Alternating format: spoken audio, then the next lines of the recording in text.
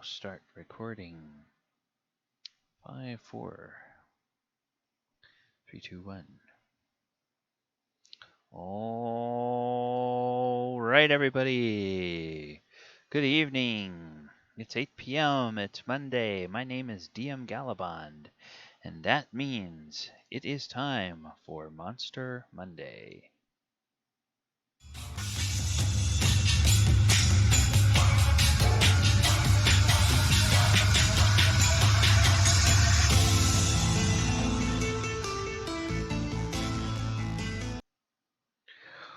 All right, welcome everybody to Monster Monday. And, oh well, okay, actually, I updated the date on my first slide, but I did not update the name of the monster. Tonight is not the House Guild Mage, that was last week. We are in fact going to be talking about the Nightveil Sprite tonight. Oh well, hey, this is what happens when you do live stuff on Twitch. All right, want to thank Mo and the folks over at tabletopbellhop.com. If you are a fan of any kind of tabletop games, he is the OG who has the mostest, has everything you could possibly want related to and about tabletop games of all kinds. Party games, card games, board games, RPGs, everything. So go over there, check them out over at tabletopbellhop.com. And if you're watching us on the stream tonight, if you haven't already followed us on Twitch, please go ahead and do so. And if you're seeing this on YouTube, please click the subscribe button and click the notification bell. That way you'll know about every time we post a new video throughout the week on the channel. And if you follow us on Twitch, you'll know about all of the times that we go live on the Twitch channel. All right, so let's get into this discussion of the Nightveil Sprite. Nightveil Sprite comes from the Guilds of Ravnica expansion for Magic the Gathering. It's a fairy rogue creature from House Dimir. And when the PCs in my Walker of Waterdeep campaign went to Ravnica as part of their ongoing mission, this was a monster they met when a couple of them were ambushed by House Dimir. You got this nice little pixie here with a little bandit mask on. Very cute. But quite deadly, as we will see a little bit later on. Okay, as a member of House Dimir, Nightveil Sprite is a master of espionage and subterfuge. House Dimir is all about operating in the shadows and misdirection and behind the scenes, everything from assassination and burglarizing and planting false information to all about spying on and learning the secret knowledge that's held by the other guilds in Ravnica. And they have a whole array of creatures that perform this spy function, and these Nightveil Sprites are among the most agile and most unobtrusive, very tiny little creatures, little pixies. And so I thought it would be fun to have those as part of the House Dimir roster, if you will, in my D&D game that my players could interact with. All right, speaking of converting these creatures for D&D, you have a pixie rogue in Magic the Gathering is the creature type. Well, there's no such thing as a pixie rogue in D&D 5e. So you have to find what creature type in 5e it lands into. And in that game, in D&D, they would fall into the Fey category. So, Fae are magical creatures closely tied to the forces of nature. They dwell in twilight groves and misty forests, and in some worlds are closely tied to the Feywild, which is also sometimes called the Plane of Fairy. Some are also found in the outer planes, particularly on the plains of Arborea and the Beastland, and they include dryads, pixies, and satyrs. So, clearly, as a pixie, it would be a fey creature in D&D. And that's important because I use the creature type to help me figure out what sort of creature stat block I am going to base the creature on when it comes to pulling it out of Magic the Gathering and giving it statistics in D&D 5e. Now, this set comes from Guilds of Ravnica, and House Demir is one of the guilds that operates within the city, so terrain for this is urban. You know, D&D talks about how sprites are very closely tied to nature. Yeah, okay, you're gonna have to just kind of suspend that. Maybe the ancestors of these pixies moved to the city, and they just have been part of House Demir ever since that came around, many centuries ago. All right, flavor features. As with most of the Magic the Gathering cards, I like to look at the flavor text off the card. And here's one that kind of points to the spying capabilities of the Nightveil Sprite. Orzhov is one of the other guilds in Guilds of Ravnica, and they are considered both the banking and the religious guild. So this Minaz, chief of security for the Orzhov, he says, "We're on the 40th floor with one window and no balcony. No one could possibly get in." Yeah, okay, all right. To that, the Nightveil Sprite says, "Hold my beer." All right. Mechanical features of the Nightveil Sprite when I put them in D&D. Okay. Well, they're a CR4 monster, and for those who haven't watched some of my previous conversion videos, I come up with the CR by adding the casting cost. In this case, it's 2, 1 of any color and 1 blue. I add that casting cost to the toughness, which is 2. So 2 and 2, that's 4. So that means this is a CR4 monster. And I based it on the Sea Hag with a few changes. Because the Sea Hag is a CR4 Fey monster out of D&D. So armor class 14, natural armor, 77 hit points. Those hit points are elevated from what you will find in the Sea Hag. Speed of 30 feet and fly speed of 40 feet.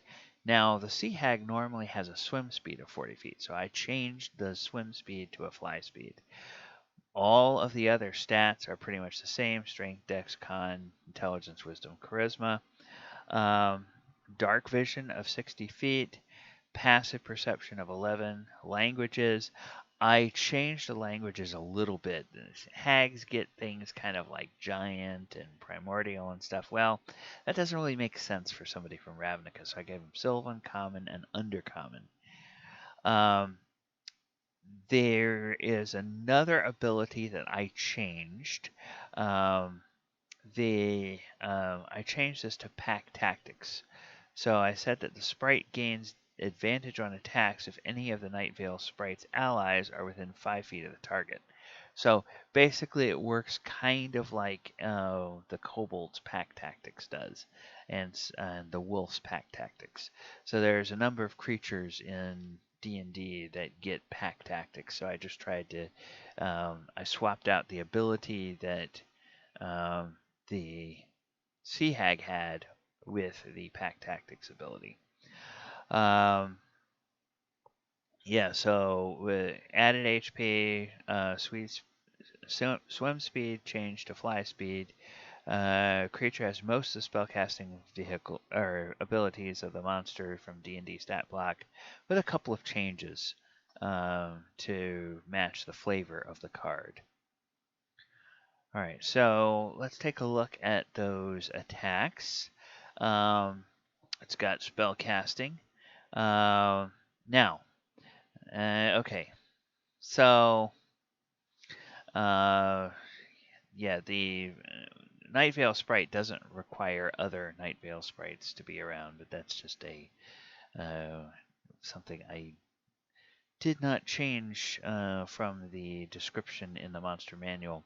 So they cast the Nightveil Sprite is able to cast the following spells from the wizard spell list, and has 4 slots at first level, 3 slots at second level, 3 slots at third level, and 3 slots at fourth level, 2 slots at fifth level, and 1 slot at sixth level. So the sprite is a 12th level caster and uses intelligence as its ability, and the spell save is DC, and the spell attack bonus is 5. So then I also changed out some of its attack abilities. The hag normally has claws. Well, that doesn't make sense for a pixie, so I gave it a blade. So I think in didn't Tinkerbell, doesn't Peter Pan's little pixie friend Tinkerbell, doesn't she have like a fencing sword or something? So I gave the Nightveil Sprite a pixie blade. Melee weapon attack +8 to hit, reach 5 feet, 1 target, and 2d6 +3 slashing damage, which is the same damage as the claws of the hag do. And then the hag has something called a horrifying gaze. That doesn't make any sense for the pixie, so I changed that to be a stunning gaze. Same DC, same range, but if the target can see the sprite, it must succeed on a DC 11 Wisdom saving throw against this magic, or become stunned until the end of the sprite's next turn. Now, normally that hag ability will knock it to 0 hit points, but it's like, okay, but if you stun somebody, you can effectively take them out of combat for a round, and a stunned PC that is helpless against the attacks that its enemies are raining down on it is so much more fun for a DM than a PC that is just simply down tanking the floor on 0 hit points. All right, so special abilities. I also switched these up a little bit. The hags have like a horrifying visage or something like that. Again, doesn't make sense. So I changed it to illusory appearance. And this actually works somewhat like a disguised self, but I gave it a little bit more parameters. So the sprite covers itself and anything it's wearing or carrying with magical illusion that makes it look like a humanoid of up to medium size or smaller. The effect ends, so the sprite uses a bonus action to end it, or if it dies. And the changes fail to hold up to physical inspection. And this is exactly the same thing as what happens with the horrifying appearance of the hag. It's just an illusion, and it doesn't hold up to physical inspection. So in Magic the Gathering, the Nightveil Sprite allows a player to look through his or her own library, select a card they'll draw next. And there's other creatures in the encounter that mimic this ability, so I changed some of the Sea Hag abilities to be deceptive and charm effects instead. Like this effect is kind of a an illusion. The other effect that stuns, that's a charm effect. Okay. All right, and then we get to, well, how does this character operate in Magic the Gathering? I've always enjoyed Magic the Gathering. Not terribly good at it though. So the Nightveil Sprite was released in 2018 as part of the Guilds of Ravnica set, and it was I believe it was an uncommon card. Artwork is by Uriah Voth. It's one of 143 creatures, one of 69 cards requiring blue mana, one of 66 cards costing 2 mana to cast, and one of 35 cards in the set bearing the House Dimir Guildmark. And a Nightveil Sprite is also one of 355 cards across all the expansions of Magic's history to have the word fairy or rogue as part of the subtype of the card.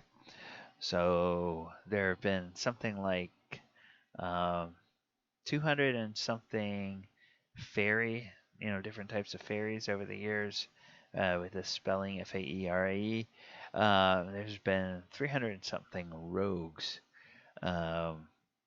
things that are creatures that are called a rogue in their subtype, but it's 355 total that have either one or the other. All right, now I alluded to this earlier, but in the Walker of Waterdeep campaign, the Nightveil Sprite was among the spies for House Dimir, providing detailed intelligence on the diplomats from Toril, or Waterdeep, and their capabilities. Even so, the Dimir sent overwhelming opposition to make it clear to the party that the threat was more than just implied if the situation went bad. So, who did they send out to meet two of the PCs? Well, they sent two barriers of bones who blocked off either end of the alley where the meeting took place, a Darkblade agent who was sort of the face, a House Guild Mage who's kind of the magical heavy, two Nightveil Sprites, two Thoughtbound Phantasms, and a trio of Dimir Spybugs. And the Sprite, the Phantasms, and the Spybugs are all spying creatures, basically. All right. I don't think we have any questions in the chat, so I'm just going to move on into the roundup, and I'll check the chat in a moment and see if there is anything. All right, so I have been DM Gallibond, and every week on Sunday at 2:30 p.m. Eastern Time, you can find the Walker of Waterdeep campaign, which is where this monster was used when they were in Ravnica. On Thursday night at 8 p.m. Eastern Time, you can find the Sword Coast Chronicles, which is my weaving together of the published adventures from D&D 5th edition set in the Sword Coast, and telling a tale that takes the party members through various different parts of those adventures, and tries to answer the question of why all these events are happening in a very short time frame, all in a relatively close geographic part of the same game world.